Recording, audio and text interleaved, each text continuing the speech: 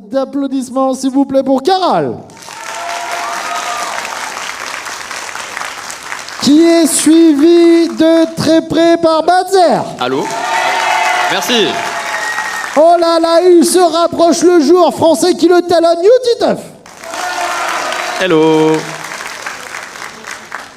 Voilà, très heureux d'être avec vous pour cette conférence vidéaste, les amis. Vous allez pouvoir poser vos questions à nos vidéastes qui sont ici présents. N'hésitez pas, ils sont super abordables, super agréables et tous les trucs qui finissent en able, d'accord ? Donc n'hésitez pas, allez-y, faites-vous plaisir.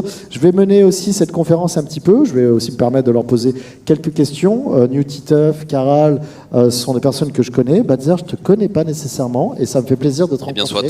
Donc ça, je vais commencer par toi. D'accord. On vous laisse, hein, si tu veux. Hein. Non, bah non, justement, reste. Faites connaissance. En plus, c'est ton travail, toi aussi, de faire des conférences. Alors reste, ça me ferait plaisir. C'est vrai. Voilà. Badzer, déjà, je suis content de te rencontrer, réellement. Plaisir partagé. Je voudrais que tu m'expliques un petit peu. Alors, je sais qu'il y a beaucoup de personnes qui te connaissent, mais ça sera retransmis, cette conférence. Il y a peut-être des gens qui ne te connaissent pas nécessairement. Je voudrais que tu nous replaces un petit peu, replace un petit peu ton parcours, d'où tu viens, ce que tu fais, quand tu as commencé. Ok. Allez, on va commencer depuis le début.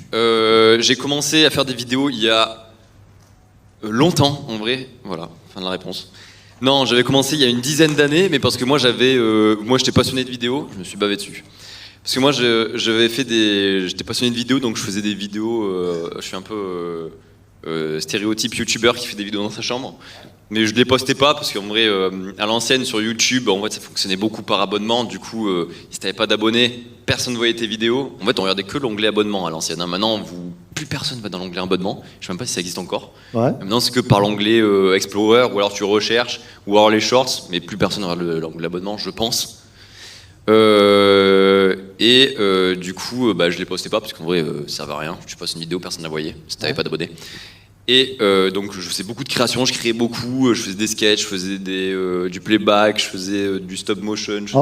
Attends, c'est hallucinant parce que justement toi t'avais d'autres youtubeurs à côté que tu aimais beaucoup et que justement tu t'es un petit peu imprégné de leurs idées. Ah ouais, de fou, oui, de fou. En vrai, c'est ça, moi je suivais tous les gros youtubeurs de l'époque. Et donc, il y avait Cyprien, je rigole parce que je pense à un youtubeur qui est maintenant Cancel, que vous connaissez tous, et qui est... Allez, donc il y avait Cyprien, il y avait... Faux. Ouais, exactement. Le N-word.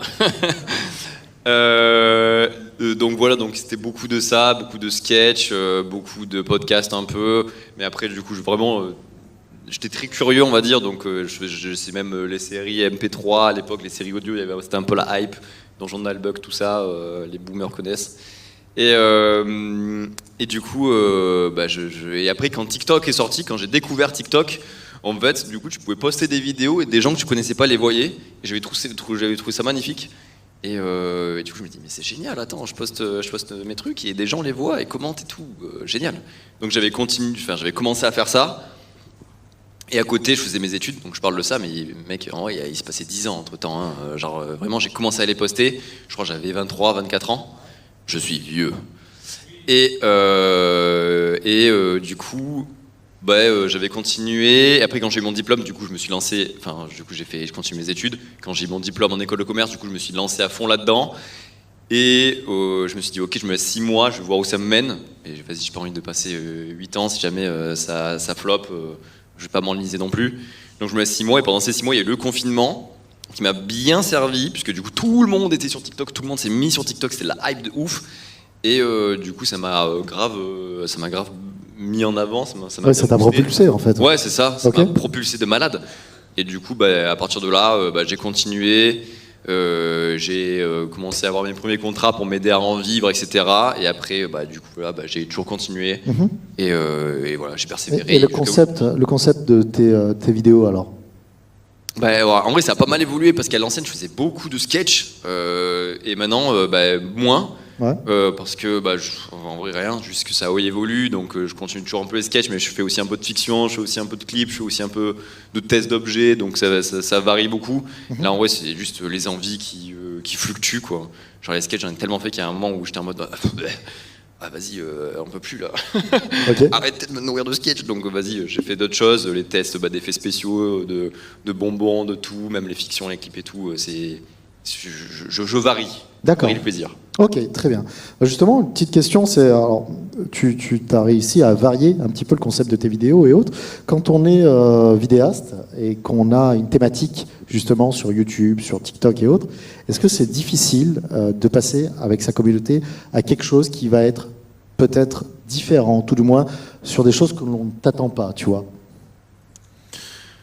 Oui, Ah, je pense, oui. Vas-y. Oui, surtout quand tu es là depuis longtemps, que tu es implanté, que tu as commencé sur quelque chose en particulier. Maintenant, ça dépend beaucoup des réseaux, des plateformes sur lesquelles tu postes. Comme tu disais, sur TikTok, tu peux te permettre de faire un type de vidéo et puis après de tester autre chose et puis de tester encore autre chose. Tu seras pas trop impacté négativement, j'ai l'impression, sur TikTok, enfin moins que sur YouTube en tout cas. YouTube, tu as 3 vidéos qui bident, après ta chaîne elle est considérée comme bidesque et c'est beaucoup plus compliqué. Tu as beaucoup ce côté cercle vicieux dans YouTube, alors que TikTok, tu vas peut-être avoir 3 vidéos qui marchent pas, t'en postes une, bam, ça repart. Et c'est cool, et c'est pas forcément sur le même concept. Tu m'arrêtes si j'ai faux, parce que t'as plus d'expérience de TikTok que moi, mais j'ai remarqué que voilà, tu peux vraiment te permettre de tester des choses. Et c'est ça en fait que je trouve super cool sur TikTok. Ça me fait penser au YouTube de l'époque. Le YouTube sur lequel j'ai commencé, moi, tu postais des vidéos des fois n'importe quoi, t'avais fait un petit montage de 20 secondes, tu le postais, les gens étaient en mode ah trop cool, trop drôle, ça faisait 40 000 vues, t'étais content. Et après tu reposais une vidéo de let's play, elle marchait aussi parce que les gens étaient capables de regarder un petit peu tout. Et là le côté un peu incubateur à nouvelles idées sur TikTok, je trouve ça vraiment génial. Après TikTok, je dis TikTok, mais ça peut être les Instagram Reels et les YouTube Shorts, mais l'algorithme de TikTok pour moi est le meilleur des 3. Mais ouais, c'est assez compliqué. Moi, pour me diversifier, en fait, ce que j'ai fait, c'est que j'ai créé d'autres comptes. Et en gros, moi, je suis connu pour le gaming, mais sur TikTok, j'ai un autre compte qui traite de télé-réalité et d'émissions télé. Et en fait, ce compte-là n'est pas Nutiteuf. Et je l'alimente avec un contenu qui est du coup différent. alors tu l'alimentes avec un contenu qui est différent, c'est peut-être aussi le cas de Caral. T'as un TikTok ou pas? Ah, moi, j'ai pas de TikTok, mais j'ai Twitch à côté. Ok. Et Instagram, parce que le problème avec YouTube, je me suis rendu compte assez rapidement, c'est que les gens sont réfractaires à la nouveauté.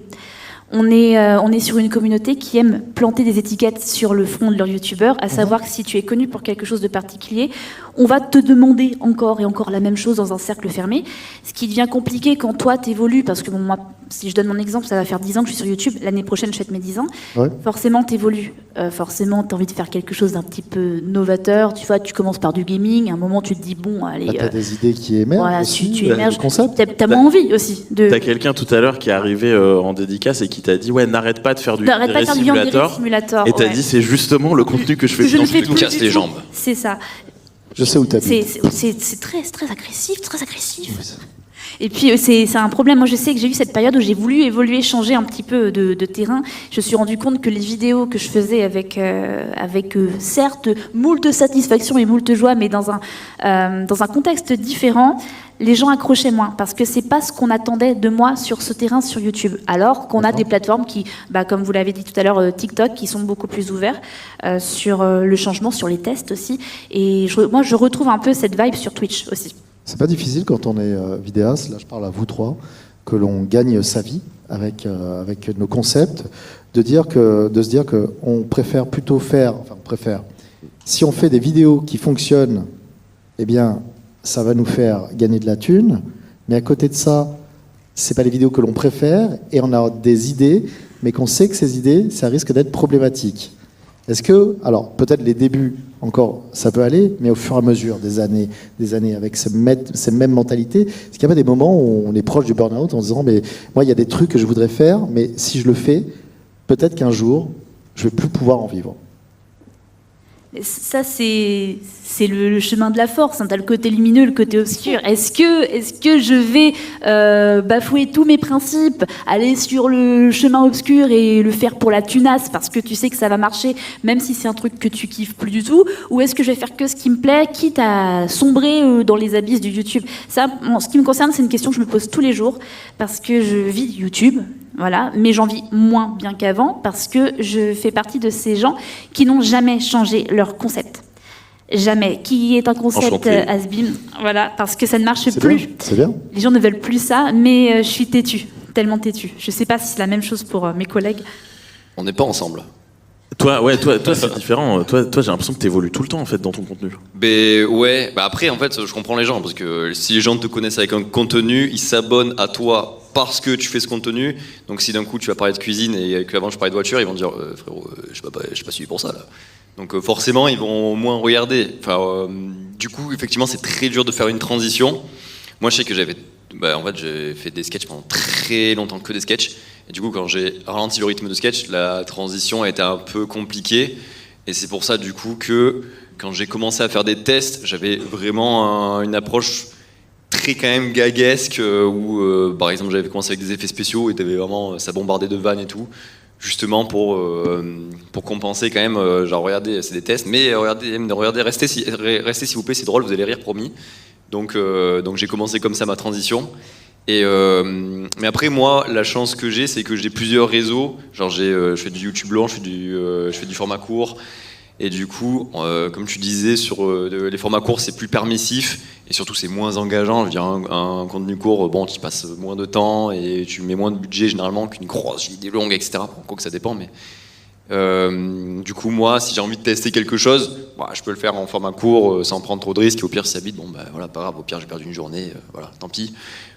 Et sur les formats longs, où là, je mets plus de temps, plus de budget, plus de prod, là, effectivement, oui, quand même, t'as une petite réflexion de te dire, j'aimerais pas que ça bide parce que flemme de perdre beaucoup de temps et d'argent, quoi.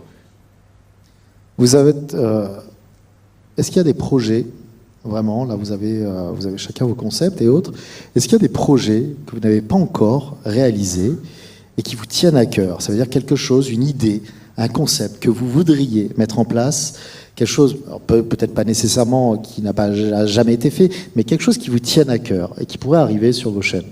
C'est pour nous piquer les idées ou c'est pour... Non, pas du tout. C'est justement, c'est pas du... non. Non. Moi, je suis pas youtubeur, donc ne vous piquez pas les idées entre vous. Je pense qu'il y a plein de trucs qu'on a envie de réaliser, mais des fois, c'est faute de temps, faute de moyens, faute de lieux, faute de plein de choses.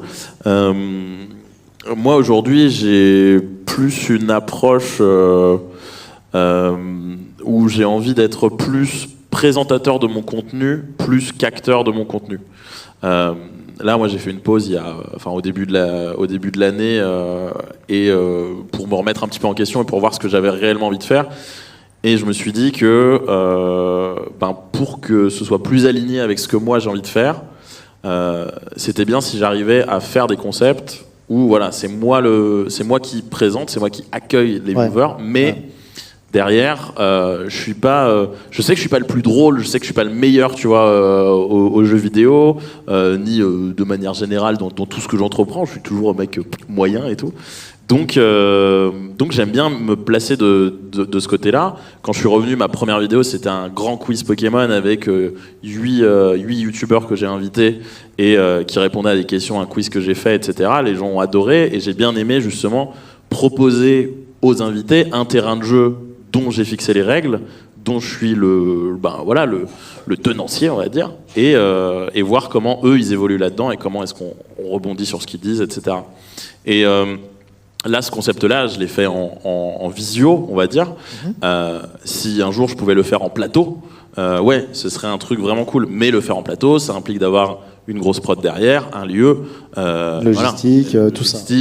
Voir comment ça peut se faire, dans quel cadre. Donc pour moi, les freins, c'est souvent, les moyens financiers et humains aussi. Ouais. Et de deux, j'ai du mal à faire confiance aux gens. Ok.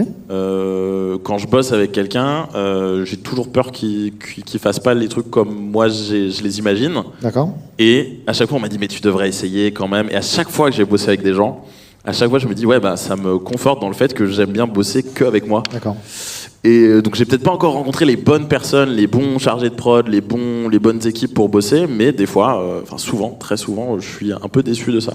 En fait, finalement, tu aimerais continuer à ce que tu fais avec Team G1, c'est-à-dire de la présentation, t'occuper de concepts d'émission, être là en tant que présentateur, inviter des amis, avoir des concepts originaux pour ta chaîne, mais effectivement, il te manque tout ce qui est à côté, la logistique, le lieu et autres, quoi. C'est un peu ça. Moi, mon kiff depuis que je suis gamin, c'est la télé. Aujourd'hui, du coup, bah ouais, là, ce que je te dis, c'est un peu des prods style télé. C'est un peu vers ça que s'oriente le YouTube horizontal aujourd'hui. Bien sûr. Et oui, j'ai un pied dans la télé avec Game One. C'est un truc que je kiffe faire. J'adore la liberté que ça te donne d'avoir une équipe de prod derrière, parce que, bah, en fait, toi, t'as pas ces soucis techniques à avoir dans la tête. Alors que quand tu produis ton contenu, t'es en mode, est-ce que la lumière est bien? Est-ce que la caméra l'enregistre tout le temps? Est-ce qu'au son on m'entend? Alors que là, tu sais qu'il y a d'autres gens dont c'est le métier qui peuvent faire ça. Mais ça a un coût. Et aujourd'hui, moi, j'ai pas assez d'argent pour pouvoir investir dans des prods comme ça. Donc c'est aussi le problème. Ok. Caral, Bad, vous aussi? Peut-être des projets à venir, des trucs qui ne sont pas encore arrivés et... Alors moi, j'ai un énorme projet. Tu veux gravir l'Everest? Oui. D'accord. Jusqu'à la Lune. Je rapporterai de l'eau de l'Everest, d'ailleurs, que je vendrai. Merch. En fait, ce que j'aimerais vraiment faire, c'est un road trip. Faire mon petit... Je ne sais pas si tu connais la streameuse Trinity. Oui, bien sûr. Trinity, qui est une fan Ils sont en road trip aux États-Unis, tout ça, là, en ce moment. Là. Et ça, c'est un projet que je nourris depuis des années. Et quand je l'ai vu faire, je me suis dit, mais ça, c'est clairement ce que je veux faire également. J'ai pas le permis, mais pour ce projet, je vais passer le permis. Et essayer de tuer le moins de gens possible sur la route aussi. Et moi, ça serait pas pour les États-Unis, mais ça serait vraiment pour passer sur tout le Japon. C'est vraiment un de mes rêves. Et je sais que la France, ça vous intéresse pas, hein déjà, on est parti en France pour les conventions. En vrai, on a trop fait la France, avec les conventions. Avec Caral, on avait toute la France. On a tout fait. On connaît par cœur. Et l'objectif, ce serait de faire des vlogs. Et la question initiale étant que tu as posée tout à l'heure, je sais qu'au final, c'est pas quelque chose qui va faire de la vue sur ma chaîne, parce que c'est pas quelque chose qu'on attend de moi. Moi, on me connaît sur mes fictions, on me connaît sur mes clips vidéo, on me connaît sur les jeux d'horreur. Les vlogs, bon, j'ai pas l'étiquette vlogueuse, tu vois. Et je sais que malheureusement, c'est un projet que je vais devoir penser ou avorter, parce que ça coûte cher, parce que si je dois streamer en direct depuis l'autre bout du monde, il faut des sponsors. C'est de la préparation. C'est de la préparation. C'est beaucoup de temps, beaucoup de préparation mentale avant. Il me faut un van aussi, qu'il va falloir que je fasse sponsoriser également avec Exactement. Et puis bon, c'est vrai que ça se pose comme question. Quel sera le résultat de tous ces efforts? Oui, c'est ça, c'est que tu es prêt à essayer de mettre de l'argent là-dedans. Et alors, on ne parle pas de retour, mais l'investissement, c'est important. Mais qu'est-ce qui va se passer après en retour quand même? Est-ce que les gens vont répondre présent? Est-ce que... Exactement. Et voilà, c'est difficile quand même de se projeter avec de tels projets.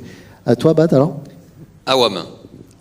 Écoute, moi, il y a un truc qui m'a fait grave kiffer, c'était faire des clips musicaux. J'avais fait un clip prof contre élève. Ok. Et là, du coup, je rebosse sur un clip un peu dans le même esprit. Ça va être le clash des jeux vidéo. C'est ma prochaine vidéo qui va sortir sur ma chaîne. En vidéo longue, où du coup, t'as, je sais pas, une vingtaine de persos de jeux vidéo qui se tapent sur la gueule, mais en clash de rap, en battle de rap. Donc ça va être un genre de Super Smash Bros du rap, quoi. Donc franchement, j'ai trop hâte. Et c'est quoi? C'est avec des vrais comédiens, enfin des vrais vidéastes? Avec moi. C'est tout. Eh bien, c'est parfait. Il y a moi et moi. Je fais tous les personnages. Okay, comme prof contre élève, je me clash une dizaine de fois. Là, c'est pareil. C'est peut-être je sais pas combien de persos, 15 ou 20. Donc, t'as du Mario, du Pokémon, du Assassin's Creed, du Call of, du Fortnite, du Pac-Man. Bref. Et trop hâte qu'ils sortent.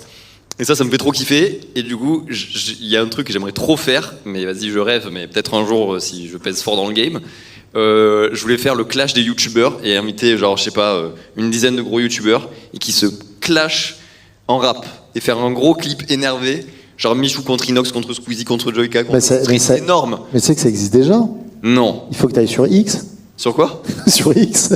Tu vas sur Twitter. Tu vas sur Twitter et c'est bon, ça va. Non, mais que eux se clashent en rap, tu vois, que Ouais, eux-mêmes, mais je vois. genre les vrais, tu vois, les vrais, pas joués par moi cette fois-ci, parce que moi en Squeezie, frère, gênant. Mais ça, j'aimerais trop faire. Bref, et sinon, autre projet qui a rien à voir et qui va se réaliser, je vais sortir une BD qui s'appelle Timéo, Très bien. référence à moi-même, je m'auto-big up, qui du coup reprend l'univers d'un de mes sketchs qui s'appelle Timéo, voilà, et une BD éponyme. Et du coup, c'est une BD 100% humoristique avec un fil rouge, donc ça développe un peu plus les personnages quand même. Ok. C'est toi qui l'écrira intégralement? J'ai tout écrit, Ok. vanne par vanne. Il y a une vanne à chaque page, mais en même temps, il y a quand même un fil rouge, un scénario, Ouais, bien sûr. les personnages évoluent, etc. Donc je vous spoil pas. Il y a aussi, vas-y, ça part en promo là, ça part Bah, en promo de moi. bah oui, mais en même temps, on est en train de parler des projets, donc tu peux y aller, Et y il y a pas a de aussi, souci. du coup, j'ai sorti aussi la 2e édition de mon agenda. Je l'avais sorti l'an dernier. Là, du coup, c'est l'édition pour l'année prochaine. Donc, évidemment, il n'y a que des nouvelles vannes, que des nouvelles réflexions, parce que je sais que c'était un peu ça le cœur de l'agenda. C'était que des réflexions qui font bugger le cerveau des profs, que des réflexions un peu impossibles à répondre. Et donc là, j'en ai ressorti un nouveau. Donc voilà. Donc là, c'est tous les projets qui sont en cours et que j'espère vous apprécierez. Voilà. Énorme big up à vous. Merci beaucoup. On peut les applaudir, s'il vous plaît. Oui. On va passer maintenant peut-être à une question du public. Est-ce que vous avez des questions? Levez les mains. Je vois qu'il y a une première question qui est juste ici. On va rester un petit peu sur les questions du public. Avant, on va passer avec un micro. Regarde. C'est pour ça qu'il y avait un micro là sur le Oui, bord c'est de pour la ça qu'il y a un scène. micro, oui. Je pensais qu'il y avait un très petit humain qui était vraiment au sol là et qui répondait dans le micro, mais non. J'ai une question pour New Kidef. Très petit humain, qu'est-ce que tu veux? Alors, comment tu t'appelles, mon copain? Joris, Salut Joris. Joris, ta question. c'est pour Badzer. Ok? À propos du battle rap avec les personnages que tu avais parlé. Oui, de jeux vidéo. Voilà, c'est ça. Ouais. C'est un peu comme... je venais de faire la recherche en plus. Excuse-moi. Ah, oui, c'est comme ça. Rap fight. Ah non, en fait, je sais pas, je peux la On est en train de te dire que Quoi, tu Rap as Fight dit un concept. Alors, non. j'ai une. C'est quoi Rap Fight? C'est une vieille chaîne YouTube où il faisait combattre deux personnages, par alors. exemple dessin animé, jeux vidéo, et en rap. Ouais, sûrement. Alors, je connais pas cette chaîne, mais oui, le concept est pas nouveau.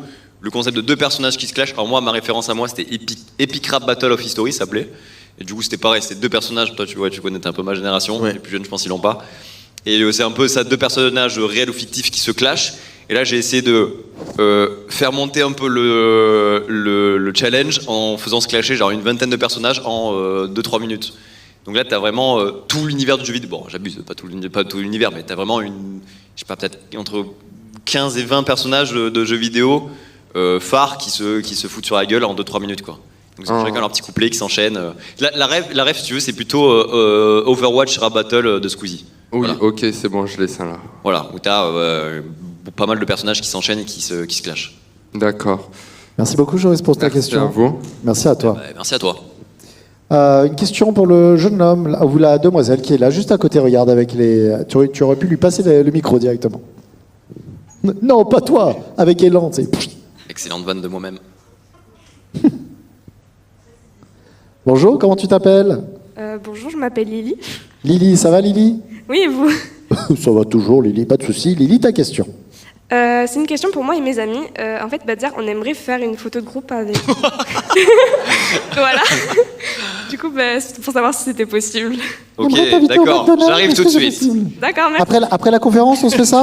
Vous Ouais. venez en bas et puis vous pourrez faire la petite photo. D'accord, Ok. merci beaucoup. Allez, ça va. Attends, regarde. Passe le micro juste à côté de... Ah, peut-être... Est-ce que c'est pour une photo collective aussi ou pas? Non, c'est pas pour ça. Ah, ça va. Comment tu t'appelles? Lynn. Lynn? Oui. Ça va, ta question. Badzer, est-ce que si t'as un deuxième escargot, tu pourras l'appeler Cornichon, s'il te plaît? Non. Ah, d'accord. Allez, non, je rigole. Bon, non, mais alors, c'est vrai que je vais. Ça s'appelle comment le premier, excuse-moi, Bad. Ça s'appelle Jean Bave. Pas mal. Référence drôle. à la bave de l'escargot. Et Ah à bon? Jean. C'est genre le mec qui n'avait pas compris là-bas. Chambard. Et ouais, c'est vrai que je devais avoir. Je voulais prendre un pote à JB, puisqu'il est un peu seul dans son terrarium. Et voilà, il faut que je le fasse, ouais. Je lui trouverai un nom. Il vient d'où cet escargot? Alors, ouais, tu sais où je l'ai acheté? Tu l'as acheté, tu l'as je pas l'ai- trouvé dans la rue. Je l'ai acheté sur Le Bon Coin. Il y a 0 vanne. Je l'ai acheté vraiment, j'ai tapé escargot géant. Ah, c'est un escargot géant. Oui. Ok. Un escargot géant d'Afrique du Bon Coin. Ok. 1 euro, je l'ai payé. 2 euros. Alors, il y a une question à droite. Comment tu t'appelles? Enzo. Est-ce que c'est les mêmes potes? Oui. Je pense que Sécurité. la question elle est pour Badzer. Est-ce que la question C'est est ça. pour Badzer? Oui. Sécurité. S'il vous plaît. Alors, dis-moi, quelle est ta question? Badzer, est-ce que si t'as un deuxième escargot, tu pourras faire genre des Jeux Olympiques entre les deux escargots? C'est quoi ces questions, les gars? Ouais. Est-ce que Badzer, est-ce que tu as un Bah, troisième activer le mode- escargot? Est-ce qu'on peut faire une compétition mondiale Un d'échecs rap battle. Un rap battle entre tous les escargots. Faut inviter Jean Bave la prochaine fois aussi. Vous avez activé le mode aléatoire sur les questions? Il est déjà activé, hein, je te le dis direct. Ah ouais, de fou. C'est un générateur de questions. C'est joli. Caral, Limace et parc d'attractions. Ça, on peut Je faire dois plein de questions répondre comme premier ça. degré? Ah. C'était quoi? Je suis même pas arrivé au bout de la question, j'avoue. Je me suis arrêté aux Jeux Olympiques d'escargot, c'est ça? C'est exactement ça qu'ils ont posé comme question. D'accord. Ouais, c'est tellement dur de répondre premier degré. Écoute, mec, déjà l'escargot, frère, et à part bouffer et dormir en veille, il fait pas grand chose. Moi, je vous montre vraiment les moments de vie, hein. Mais je te jure qu'il est pas très fun, Jean Bave, à part manger et dormir. Il bouge pas trop son gros. Parfois, il s'endort dans sa bouffe et il dort dans sa bouffe. Il attend que je lui remette pour se réveiller, remanger et se rendormir. Vraiment, c'est un escargot après, hein. Donc c'est un peu dur à le faire du sport. T'en entends ta bouffe et t'as Qui est bête. Il y a des questions là-bas, la petite zone. Ah, vous êtes déchaînés. On va pas tout faire la famille non plus, hein, d'accord? Il y a tout le monde là. T'sais. Alors, Bonjour, je m'appelle Alvin. Et Salut, j'ai Alvin. une question à vous poser, cette fois pas que pour Badzer. tu es fantastique.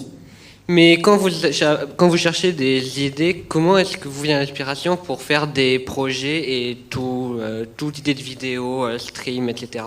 Bah, écoute, on peut commencer. Ouais, ça dépend.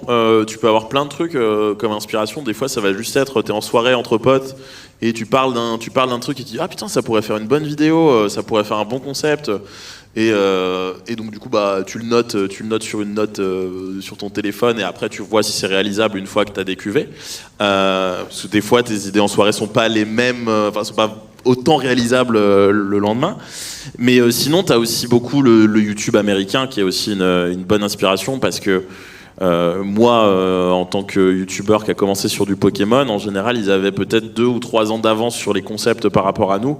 Et donc, c'est pas mal de se nourrir de ce qui marche outre-Atlantique pour te dire, ok, à quel point moi je peux l'adapter en France pour que ce soit relativement cool. Après, moi, j'ai un peu du mal quand même avec le fait de reprendre des concepts d'autres personnes, non pas que c'est un problème, c'est juste que j'adore moi créer mes propres concepts. Donc souvent ça m'arrive de prendre une brique d'un youtubeur quelque part, une autre brique, et après de me dire ok, comment est-ce que je fusionne tout ça pour faire mon propre concept à moi et sortir mon originalité à moi. Mais voilà, c'est les deux trucs. Des fois c'est juste sur des moments off, t'as des inspi qui viennent, ou alors tu t'inspires d'autres gens qui eux sont très inspirants. Caral, à toi de répondre au lieu de dire de n'importe quoi depuis tout à l'heure. Elle me regarde et dit n'importe quoi. Tu sais. Allez, vas-y. Oui, je reste sur la thématique hein, finalement. Moi, je suis quelqu'un qui souffre d'insomnie. Et du coup, quand je me couche la nuit, je dors pas très bien et j'ai le cerveau en ébullition. Et en fait, il y a ce moment entre le réveil et le sommeil où il devient des idées nulles, mais c'est toujours le moment où je remplis mon bloc-notes de téléphone de tout un tas de concepts dont la moitié est exploitable, mais au final, je pense que c'est de là que je tire la grande majorité de mon inspiration. Très bien. Bat, tu peux aussi répondre à cette question. Allez. Motivé. Ben, en fait, c'est au début où c'est le plus dur. Au début, waouh. Allez, yes, ça, tu resteras là-dessus. Il fait un AVC en direct. Je fais un AVC vraiment. T'as fait un AVC en direct, merci. Non, c'est au début où c'est le plus dur parce qu'en fait, tu dois rechercher un peu ton univers et tout. Moi, c'est comme ça, une fois que j'avais eu, par exemple, le concept de Timéo ou du paradis, bah après, du coup, je cherchais un peu dans cette direction, tu vois. Si j'avais pas d'idée, je me dis, ok, bon, bah, qu'est-ce qu'on peut créer au paradis? Qu'est-ce qui peut être drôle de créer? Et quelle vanne on peut faire là-dessus? Une fois que tu as des concepts, on va dire, récurrents, c'est plus facile de chercher l'inspiration. Là, c'est pareil. En gros, j'avais commencé les effets spéciaux un peu par hasard. où je me suis dit putain c'est cool, vas-y je vais essayer d'en montrer. Ça avait marché, du coup j'en ai fait plusieurs. Je me suis dit ok cool, donc là j'ai un concept, donc j'ai continué là-dedans. Et après je me suis dit ok ça marche, je vais peut-être faire d'autres tests. Et donc là j'avais fait d'autres tests. Et bon, en fait tu pars d'un point, et après en cherchant, en l'approfondissant ou en cherchant d'autres projets, on va dire un peu corrélés à celui-là, bah, tu vas trouver d'autres idées. Donc moi je fais comme ça, je commence d'un point et après j'élargis quoi. Alors, Plus intelligible et moins fun. il est... Non, non, mais tout est fun. J'ai pas fait d'AVC. Il est 17h30. Normalement, on a terminé. Ah non. Mais on a commencé 15 minutes en retard, donc on a pas oui. terminé. Alors, est-ce que je parle pas Des français? J'ai dit normalement. Ah, Ok, pardon. merci. Pardon, grand maître Fred. Voilà. Bon, tu es pardonné. Let's go. Tu le sais. On va prendre d'autres questions, bien entendu. Monsieur là-bas. Bonjour, moi c'est Joachim. Bonjour. Il a une belle voix, Joachim. Oui, t'as vu? Il a Une commencé. drague, et tu nous dragues, là, Bonjour. Joachim? Joachim. C'est pas prévu, mais enfin bref. Joachim, ville, allez. flatteur. Vas-y, pose ta question. C'est pour continuer un petit peu dans la veine de la question précédente. Quel est le pourcentage d'idées que vous avez, que vous gardez, versus le pourcentage que vous devez avorter parce que c'est pas réalisable, c'est pas, au final ça rentre pas dans votre chaîne ou je ne sais pas quoi. Combien C'est d'idées vous intéressant. gardez grosso modo? C'est intéressant ça, parce que finalement, oui, tu dis souffrir d'insomnie et marquer énormément d'idées. Ce que je suppose être le cas pour vous tous qui êtes vidéastes. Est-ce que, par exemple, sur, je sais pas moi, 50 d'idées, il y en a peut-être 5 qui vont rester? Comment ça se passe? Justement, comment vous faites pour classer les idées, vous dire réalisable, pas réalisable? Moi, j'ai un Excel avec un système de couleurs sur le budget, quand c'est réalisable ou pas. C'est rouge quand c'est pas possible, c'est vert quand c'est bien possible, et c'est gros point noir quand je suis pas sûre que le concept soit YouTube friendly. Voilà, enfin YouTube friendly, je fais rien de dinguerie, hein. Mais c'est-à-dire qu'à un moment donné, j'ai eu pour idée de faire une murder party de façon réaliste, sans vrai cadavre, et je me suis dit YouTube, on est sur quelque chose d'un peu plus compliqué en termes de censure. Est-ce que je vais le faire? Donc l'idée est encore là, l'idée est déjà bien avancée puisqu'on est sur un scénario vachement élaboré, mais ça reste aussi l'une des limites aussi qu'il faut se fixer. C'est pas seulement une question de budget ou si c'est réalisable pour nous en tant qu'individu ou en tant que pro. Et je te déteste, Joachim. Gratuit. Je le connais. Ah, ok. Ah, parce que là, on s'est dit, attention, on va appeler la sécurité, mais c'est pour Caral. Je Non. te déteste. Je te déteste, Joachim. Je te fais un peu ta J'aimerais pub. bien que tu Excellent disparaisses. compositeur avec lequel j'ai déjà pu travailler. Et on retravaillera ensemble sur des compositions pour des clips. Non. Pour toute demande, il est là. Ah non, attendez, arrêtez d'applaudir. On te déteste quand même, Joachim, d'accord? Voilà. Mais avec tendresse. Mais avec tendresse. Tout le monde a répondu? Non, Non, juste Caral, mais moi c'est un petit peu comme toi, sauf que j'ai pas d'Excel. C'est-à-dire que c'est dans ma note et en fait je vais juste me dire, mettre ensuite entre parenthèses à côté des idées, est-ce que c'est une idée qui coûte quelque chose, qui est réalisable moi chez moi dans mon studio, ou est-ce qu'il faut que j'ai d'autres moyens? Et du coup, ça va prioriser plutôt les idées. Et après, il y en a certaines que tu vires, oui, totalement. Parce que là où tu te rends compte, tu te dis, non, mais attends, c'est débile ce que j'ai noté. Des fois, ça m'arrive de me lever le matin, d'avoir une idée, d'écrire, de me rendormir après. Et après, je sais même plus ce que je pensais quand j'ai écrit le truc. C'est un peu comme si t'étais encore en mode dans un rêve ou un truc dans le genre. Et donc là, des fois, ça part à la poubelle. Mais en général, je pense qu'il n'y a pas réellement de mauvaises idées. Mais je pense que c'est pas mal de les laisser écrites, parce qu'un jour, tu auras peut-être une autre idée qui va peut-être faire un lien avec une ancienne idée que tu avais, et tu vas peut-être pouvoir mutualiser un petit peu tes idées. Donc au début, quand tu as posé ta question, j'étais en mode, il y a 90% de déchets dans tout ce que j'écris, et en fait non, parce que tu les mets pas réellement à la poubelle. Moi en tout cas, je les garde de côté, et peut-être que tu auras une idée qui va faire que ce concept-là, qui était bancal, va devenir bon. Donc il n'y a pas tant de déchets que ça, mais il y a beaucoup de trucs qui prennent la poussière, par contre, ouais. Matt, toi? Oui, oui. Moi, pareil, j'avais une note dans laquelle j'écrivais beaucoup de choses, surtout quand je faisais des sketchs où j'écrivais un peu toutes les idées et tout. Maintenant, déjà, je fais beaucoup de vidéos, je parle des formats verticaux, en fonction des actualités un peu du moment. Par exemple, là, je vous parlais de l'agenda tout à l'heure, donc je vais reprendre en gros l'an dernier pour parler un peu de cet agenda, je faisais des sketchs où il y avait un prof et un élève qui se clashaient. Donc là, je vais un peu reprendre ce sketch-là. Pareil, je vous parlais du clip avec les personnages de jeux vidéo, donc je vais faire une série de sketchs un peu pour teaser un peu la sortie de ce clip. Donc je fais un peu des vidéos déjà en fonction de ce qui se passe. Et du coup, j'ai déjà un pré-filtre. Je me dis, je vais réfléchir à que des trucs qui sont déjà réalisables. Je vais pas me dire, ok, je vais acheter la Maison Blanche, tu vois. Genre, je pars direct dans des trucs qui sont à peu près réalisables. Mais c'est vrai que pour les formats longs, par contre, comme je commence à m'y coller sérieusement, j'ai découvert. Du coup, j'ai rejoint Webedia pour ça, qui m'aide un peu sur toute la logistique. Et j'ai reçu des premiers devis. Et là, j'ai compris, la notion de réalisable ou pas. Quand tu as une note à 20 000 € qui tombe devant toi, tu es en mode on va pas le faire. On va trouver une solution moins coûteuse.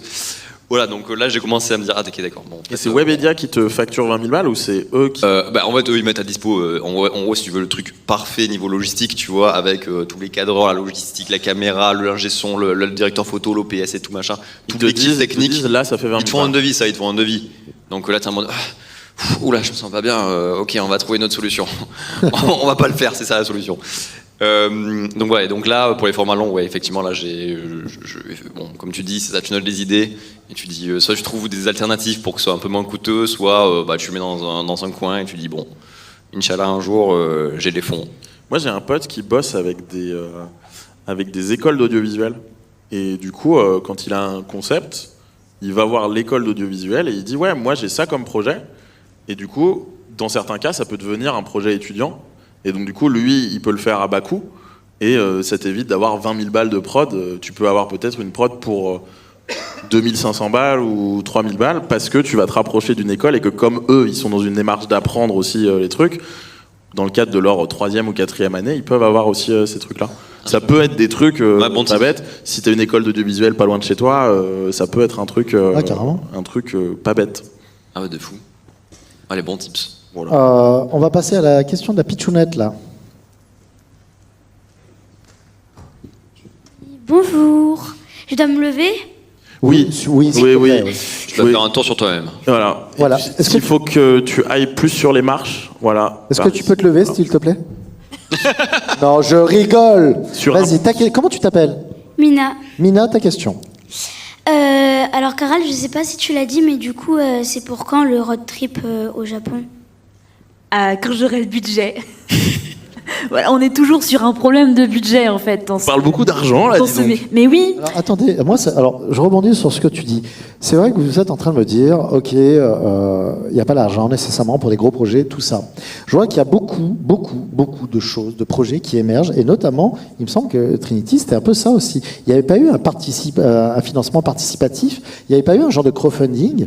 Est-ce que c'est pas aussi une option qui est envisageable quand on est vidéaste d'essayer de créer un projet avec des contributions, d'accord, bien entendu. C'est-à-dire qu'il n'y a rien de gratuit, mais des contributions et de mettre à contribution justement les énormes communautés que vous avez pour pouvoir créer ces projets. De fou, mais moi j'ai toujours eu, dans la création, j'ai toujours eu la peur de l'échec. Bien sûr. Et en fait, j'ai jamais voulu lancer un crowdfunding parce que je me suis toujours dit, mais ça se trouve, les gens, ils ont juste pas envie de financer ce que j'ai envie de faire. Alors, je suis totalement d'accord avec ce que tu dis, Titeuf, mais la problématique, je vais te le redire comme je le dis souvent, parce que moi, je fais partie de l'équipe Noob et on fait beaucoup de crowdfunding, énormément de choses, et on a une communauté qui parfois est moins importante que les autres, mais moi, j'ai tendance à vous dire, les gars, tentez, si ça fonctionne, tant mieux, si ça fonctionne pas, vous savez ce qu'il en est. Mais le truc, c'est que vous ne le saurez jamais tant que vous ne ferez pas cette démarche d'essayer de voir avec la communauté si elle peut vous aider. Je pense qu'il y a aussi une volonté de ne pas décevoir par rapport au projet. Moi, j'ai fait un financement participatif pour mon clip Undertale qui m'a coûté 20 000 € au total, avec le dessin animé, les effets spéciaux, etc. Et pour ce clip, j'ai fait un financement qui a été payé, qui m'a payé 30% du clip. Et à la création, j'avais toujours ce petit démon sur mon épaule qui me disait mais si ça ne plaît pas, et si les gens qui ont donné vont se retrouver déçus, à partir de quel moment ils vont vouloir encore avoir envie de te suivre dans tes projets futurs? Alors je comprends vraiment ce sentiment-là. Mais vous voyez, à l'heure actuelle, il me semble que ça s'appelle Kune Kune ou je sais pas quoi. Là. Tu sais, la page de Benzaï chez Chounet et autres, là, ils ont ouvert quelque chose. Là, en ce moment, Maliki a fait justement un genre de crowdfunding par rapport à leurs jeux et autres. Et ils recherchent des vidéastes, ils recherchent des gens qui ont des projets pour les aider là-dedans. Et je me dis que c'est un peu l'occasion, quand je vois des vidéastes comme vous, qui ont des idées qui sont ultra intéressantes, toi qui me dis, moi, on va me budgétiser 20 000 balles pour quelque chose comme ça, je me dis, il est peut-être temps pour vous, parce qu'on ne vous voit jamais le faire, eh bien, d'aller un petit peu vers ce genre de participation, de financement participatif, pour voir si votre communauté répond présent, effectivement. Parce que là, le but, là où je comprends, et je comprends moins, c'est que toi, tu veux pas le faire parce que tu dis, j'ai peur que le projet que je vais proposer ne plaise pas à la fin. Mais là, la problématique, elle est autre. Il faut se dire plutôt, il faut réfléchir en disant, j'ai peur que la communauté ne réponde pas présent. Parce que ton projet, c'est quelque chose qui va venir de toi, c'est un truc que tu as préparé. Là, c'est la peur de l'artiste, tu vois. Mais c'est pas la peur de ne pas avoir le financement qui va mener ce projet, tu comprends? Donc c'est deux choses qui sont totalement différentes. Moi je pense qu'il y a vraiment, quand on a des communautés comme les vôtres, qui sont aimantes, qui sont prêts à participer et autres, je pense qu'il est peut-être intéressant d'aller voir vers ce genre de crowdfunding et de voir si cette communauté peut répondre présent. Je pense que c'est intéressant pour vous. Du coup, on va tous vous demander de mettre 50 € dans un petit chapeau. Non, mais regardez, qui va passer et on va piocher dedans pour notre prochain concept de vidéo. Regardez, vous savez, c'est rien, 1 €, 5 €. Parmi vous tous, si demain un de nos vidéastes décide de faire un crowdfunding, vous êtes fan de ce vidéaste et autres, est-ce que vous seriez prêt à participer? Levez la main. Si déjà les gens qui sont présents ici dans cette salle sont prêts à participer, je me dis que les 500 000 personnes, les 600 000, les 300 000 et autres personnes, si chacun balance 1 €... Ouais, je comprends. Vous comprenez? La problématique à l'heure actuelle, et moi aussi je le comprends totalement, c'est qu'on a peur. On a cette peur de décevoir, on a cette peur que le projet ne se concrétise pas et autres. Mais, encore une fois, si vous ne le faites pas, si vous n'avez pas cette démarche, vous ne le saurez jamais. C'est un peu ça le truc. Et je pense que des gens qui ont votre talent et les capacités en termes de communauté devraient tenter de demander, alors c'est pas péjoratif de dire, de l'aide à cette communauté, si elles ont des projets vraiment qui sont intéressants et qui intéresseront justement leur propre communauté. Je pense que c'est assez intéressant de creuser cette idée, vraiment. Moi je vous le dis parce qu'on a fait 4 crowdfunding à plus de 400 000 €, voire 1 200 000. Après, vous êtes un peu une anomalie pas négative. Hein, non, mais bien sûr, bien entendu. Vous demandez 10 000 €, vous avez 1 million, tu vois. Oui, mais le delta est peut-être pas autant, mais ouais. Qui te dit que ça ne va pas se passer comme ça? Demain, tu dis que tu as un projet de 15 000 balles, tu demandes 15 000 balles, tu vas peut-être avoir 100 000. Tu vois ce que je veux te dire? Et avec ces 100 000, ton projet évoluera. Mais je pense que ça peut être intéressant. Voilà. Moi, je le dis. Enfin, c'est ma propre pensée. Vraiment, je pense que ça peut être assez cool pour vous. Moi, c'est un peu différent parce que je pense. Moi, comme c'est, par exemple, là, je te parlais d'un gros devis, tu vois, genre une vidéo qui coûte très cher. En vrai, je veux dire, moi, là, la majorité de mes vidéos coûtent pas très cher à produire pour l'instant. Enfin, pas très cher, bon, je me comprends, mais genre, ça va, je veux dire. Donc, je peux mettre de l'argent de côté. Donc, je me dis, enfin, c'est un projet que je veux faire moi. C'est à moi d'investir et de mettre de ma poche, tu vois. Jusqu'à une certaine hauteur, tu vois. Par exemple, moi, je trouvais ça un peu quand même. Pour ma part, je trouvais ça gonflé, en tout cas, pour moi, de demander de l'argent pour produire une vidéo, sachant que à côté, je peux mettre de côté. Donc, je trouvais ça un peu faux cul et de demander de l'argent et à côté, que moi je mette de côté, c'est un peu border. En revanche, si c'est un giga projet, comme par exemple Le Monde à l'envers, ils voulaient faire pour leur film, où là effectivement, il faut 1 million d'euros, je sais pas quoi. Bon, effectivement, je peux pas sortir 1 million d'euros. Mais donc là, c'est irréalisable, donc forcément. C'est normal, et t'as raison, parce que ce que tu viens de dire, c'est qu'il faut doser. Ouais, ça voilà. veut dire, c'est sûr que si c'est pour un truc à 3 000 balles, ou 4000 balles, ou même 5000, en sachant que tu peux avoir des sponsoring et autres, bon bah voilà, tu vas peut-être pas faire un crowdfunding. Mais si demain vous avez une idée qui est ultra importante et qui mérite un budget qui va aller au-delà de 20 000, 30 000 euros, là tu peux te permettre. Parce que quand on parle d'un projet qui va au-delà de 20 000, 30 000, c'est qu'on est quand même déjà, on commence déjà à essayer de voir un truc qui va être pas mal, quoi. Tu vois ce que je veux te dire? Donc je pense que ça peut être intéressant, mais si vous avez des questions, n'hésitez pas. Hein, non, par contre, il y a un truc intéressant. C'est vrai que Caral et moi, on n'est pas dans la même dynamique que toi. Toi, tu es dans une dynamique un peu d'explosion où t'es plus sur on va dire le début de ta carrière et ça commence à être un peu en pic dans ce sens-là. On est d'accord? Non mais tu valides, alors que nous, on a déjà eu notre pic et on est en phase on plane avec ce qui nous reste. Et moi, justement, le gros regret que j'ai de toute ma carrière YouTube, c'est de ne pas avoir assez investi dans des projets quand j'en avais les moyens. C'est-à-dire qu'il y a des moments, oui, où j'ai eu des gros mois à l'époque de Pokémon Go, etc., mais j'ai pas pour autant fait évoluer mon contenu. Je pense que toi, ta réflexion est très bonne de se dire, je vais mettre de côté chaque mois pour peut-être pouvoir faire des gros projets. Ça, c'est top, et il faut trop que tu le fasses, parce que moi, c'est vraiment un truc que je regrette aujourd'hui. Et donc oui, si on en est à parler de crowdfunding, c'est parce que à un moment, là, on en est peut-être à des moments où on peut pas forcément mettre trop de côté pour des grosses vidéos. Et donc ouais, toi, vu que tu es dans une autre dynamique, c'est vrai que c'est plus intéressant, sauf bien entendu si tu veux faire un film ou comme tu dis. Bien sûr, ou un gros clip, quelque chose avec beaucoup plus de moyens, effectivement. Messieurs, dames, j'aurais aimé qu'on pose d'autres questions, mais il est déjà 17h45, donc on a empiété sur les 15 minutes qui nous avaient manqué. Et oui. Merci à tous, on peut applaudir s'il vous plaît nos vidéastes.